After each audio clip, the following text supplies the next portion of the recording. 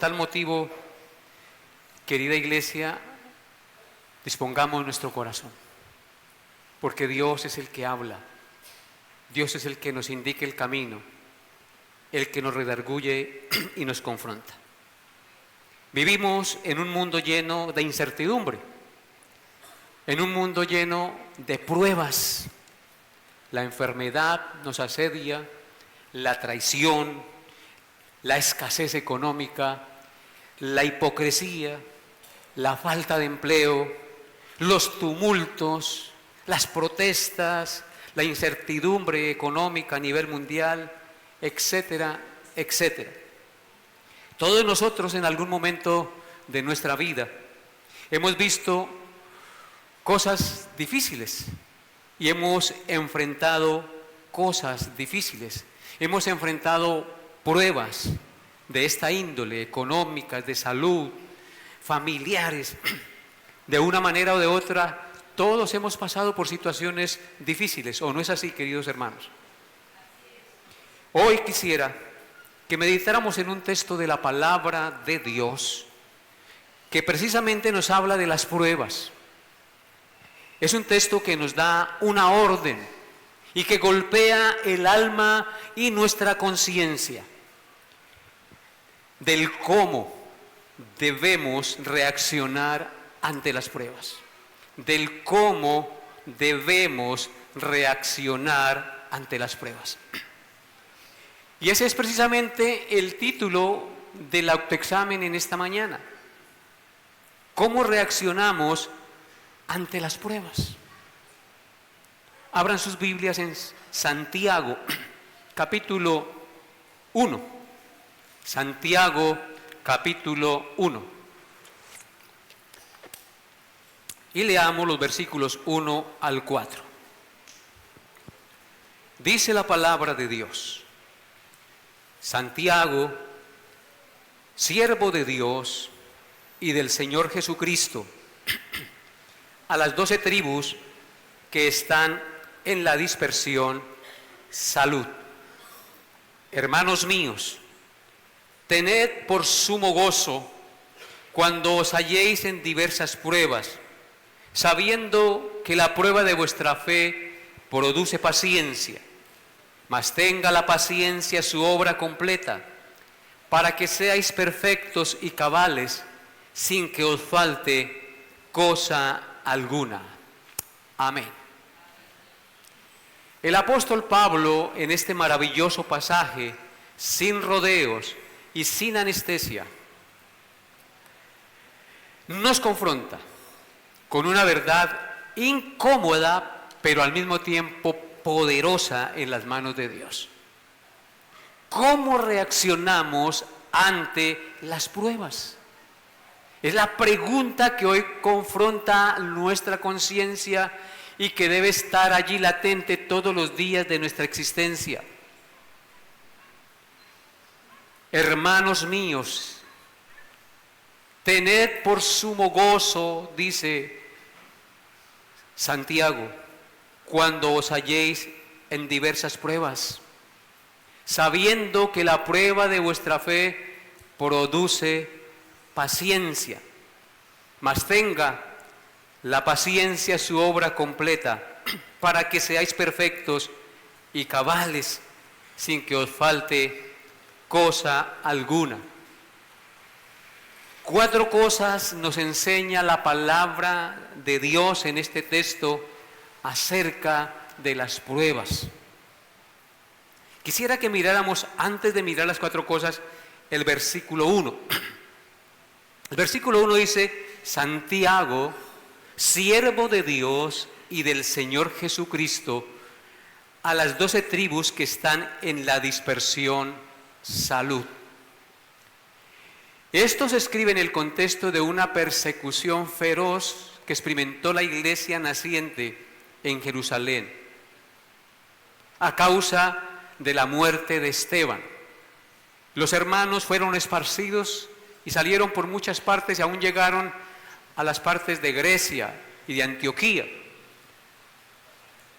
Así que esta carta se escribe para gente que está sufriendo persecución, que ha sido despojada de sus bienes, que ha sido encarcelada, que ha sido ultrajada, que ha sido vituperada por causa del nombre de Cristo. Y por eso Dios permitió que se escribiera esta carta para animar a esas personas que estaban pasando por pruebas.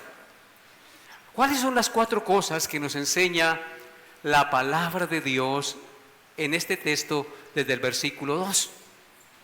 En primer lugar, las pruebas exigen una reacción contracultural.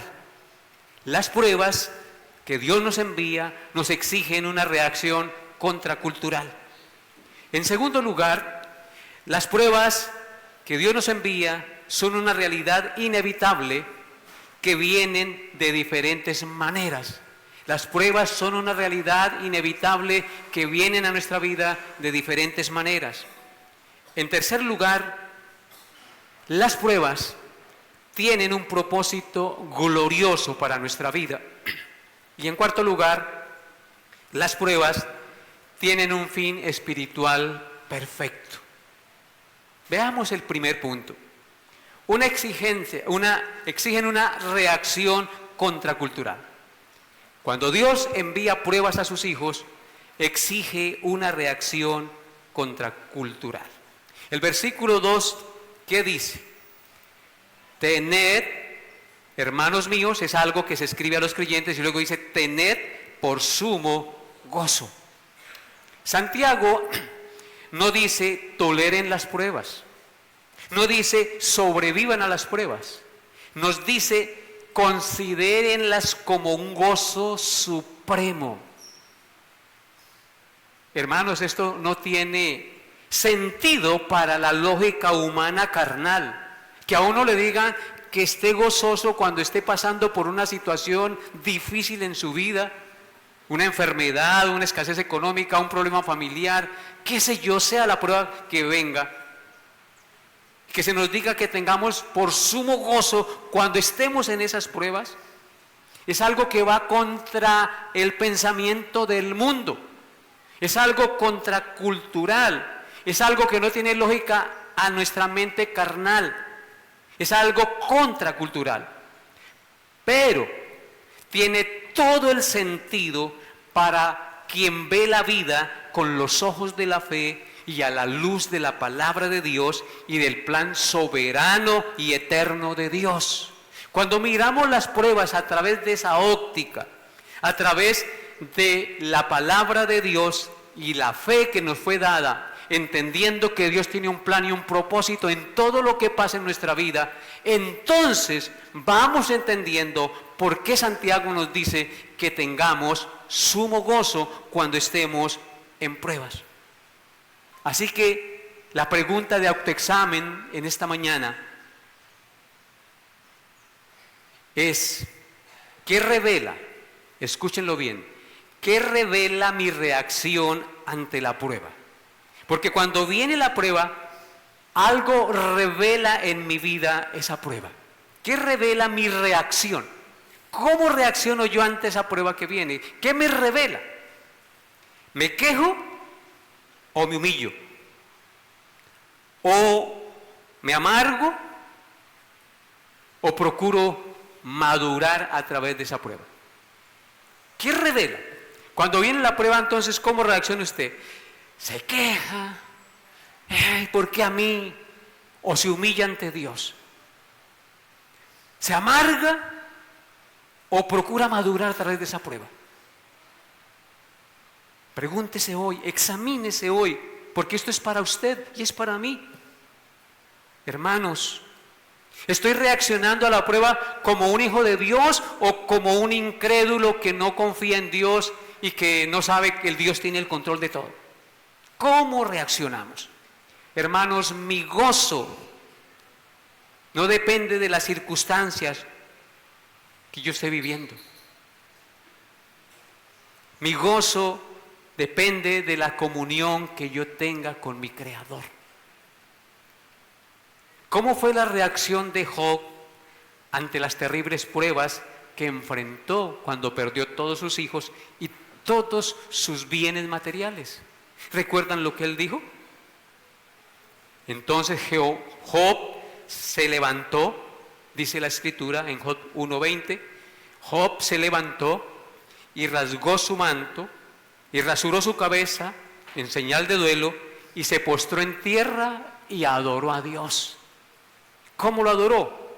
Diciendo: desnudo salí del vientre de mi madre, desnudo volveré allí. Jehová dio, Jehová quitó, sea el nombre de Jehová bendito. En todo esto no pecó Job, ni halló despropósito alguno en Dios. Esa es la perspectiva correcta cuando pasemos por diferentes pruebas. Amén. Por eso el apóstol Pedro dijo: amados, no os sorprendáis del fuego de la prueba que os ha sobrevenido, como si alguna cosa extraña os aconteciese, sino gozaos. ¿Escucharon eso? Sino gozaos, por cuanto sois participantes de los padecimientos de Cristo, para que también en la revelación de su gloria os gocéis con alegría. Cuando estamos siendo probados debemos estar gozosos porque estamos siendo participantes ¿de qué cosa? De los padecimientos de Cristo. Dios nos está moldeando a la imagen del Señor Jesús. En segundo lugar, las pruebas son una realidad inevitable que vienen de diferentes maneras. El versículo 2 dice: cuando os halléis en diversas pruebas. O sea que las pruebas son inevitables y vienen a nuestra vida, tarde o temprano. Las pruebas son parte del plan de Dios para cada creyente. No son casualidades, son instrumentos de Dios para nuestro bien. Las pruebas son diversas y no las podemos evitar. Físicas, emocionales, económicas, familiares, laborales, de pareja, espirituales, vienen de diferentes maneras. Son diversas, pero todas tienen un propósito común para los ojos de Dios, para los hijos de Dios y a los ojos de Dios también. Formar a Cristo en nosotros. ¿Cuál es el propósito? Formar a Cristo en nosotros. Y eso nos debe llenar de gozo supremo, ¿o no? ¿Tiene razón Santiago cuando dice: gozosos cuando estéis en diferentes pruebas? Tened por sumo gozo, porque Él nos está moldeando a la imagen de Cristo, el hombre perfecto. Las pruebas entonces son parte del plan de Dios. En Job capítulo 5 versículo 7 dice así: pero como las chispas se levantan para volar por el aire, así el hombre nace para la aflicción. Cuando hacen una hoguera y la sacude, ¿qué salen? Chispas. ¿Y para dónde vuelan esas chispas? Para el aire. Así el hombre nace para la aflicción. O sea, pasaremos por pruebas, tendremos dificultades. En primera de Pedro 1, 6 al 7 dice: en lo cual os alegráis, aunque ahora por un poco de tiempo, si es necesario, tengáis que ser afligidos en diversas pruebas, para que sometida a prueba vuestra fe, mucho más preciosa que el oro, el cual, aunque perecedero, se prueba con fuego, sea hallada en alabanza, gloria y honra, cuando sea manifestado Jesucristo.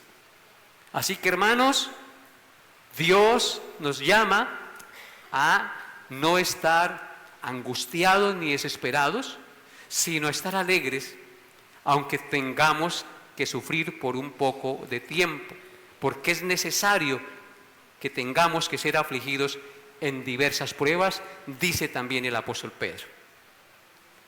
Preguntémonos entonces: ¿he aceptado la soberanía de Dios sobre mis pruebas?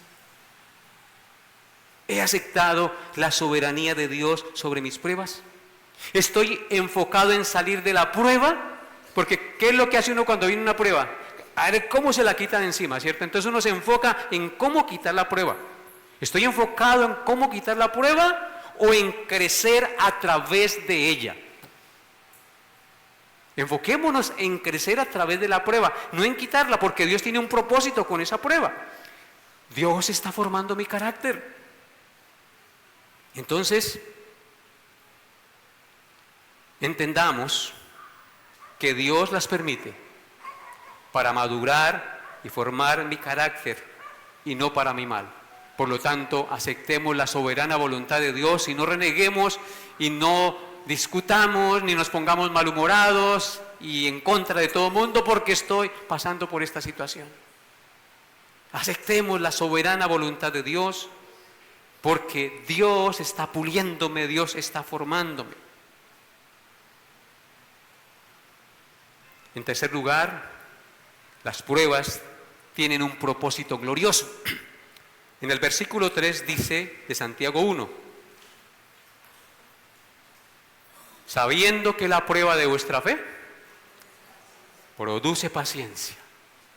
Tened por sumo gozo cuando estéis en diversas pruebas, porque la prueba de vuestra fe produce paciencia. Hermanos, la prueba no es un castigo, es una herramienta divina. Es el cincel de Dios para moldearnos a la imagen de su Hijo Jesucristo. La prueba no viene a destruirnos, viene a refinar y a purificar nuestra fe. Gocémonos y alegrémonos por eso. Dios no está tan centrado en nuestra comodidad carnal, está interesado en formar nuestro carácter para que seamos pacientes. Una de las cosas que más necesitamos nosotros los seres humanos como esposo, como esposa, como hijos, es ¿qué cosa? Paciencia. Porque, caray, si somos impacientes. Y más en estos días con la tecnología que queremos todo express. Un clic y ya queremos que todo se rinda a nuestros pies. Necesitamos paciencia. Y la prueba de nuestra fe produce ¿qué? Paciencia. Alegrémonos. La paciencia que menciona Santiago no es una resignación pasiva, escúchenlo bien, no es soportar ahí quietos, no es una resignación pasiva, sino resistencia activa. ¿Qué quiere decir eso? Perseverancia, constancia y fidelidad a Dios y a Dios y a su palabra en medio de la prueba. Repito, es perseverancia, constancia y fidelidad a Dios en medio de la prueba. Es seguir confiando en Dios a pesar de estar sufriendo. Es estar dispuesto a hacer la voluntad de Dios a pesar del dolor y el sufrimiento que estemos pasando. Así es que se crece en la paciencia. Cuando uno dice, Señor, dame paciencia, ¿qué le envía el Señor? Pruebas. Porque ¿cómo va uno a madurar en paciencia si no vienen las pruebas? Así que gocémonos y alegrémonos en eso. En Hebreos 12:11 dice, es verdad que ninguna disciplina al presente es motivo de gozo, sino de tristeza, pero después da fruto apacible de justicia a los que en ella han sido ejercitados.